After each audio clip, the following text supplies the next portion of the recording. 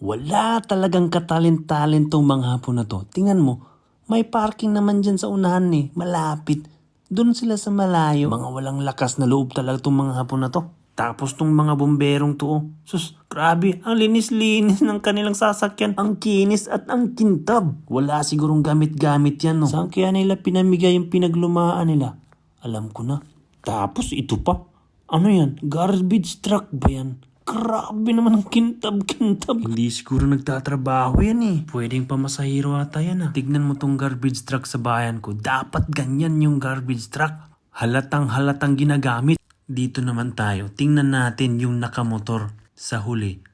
Pwede naman silang pumunta dyan sa unahan no. Mga walang lakas na loob talaga. Walang talentong mga hapon na to. Walang ka-trill-trill ba? Ito pa oh. Sus, kung ako pa yan, inunahan ko na yan. Bisikleta ka lang. Sasakyan ako. Bubusin na kita. Papa! Boy! Mag-antay ka! Kailan kaya maging pinastong Japan? Walang kasuspense at thrill eh. Masyadong masunurin. Ba't ganyan kayo? Hindi naman nagdadala ng baril yung mga pulis niyo ah.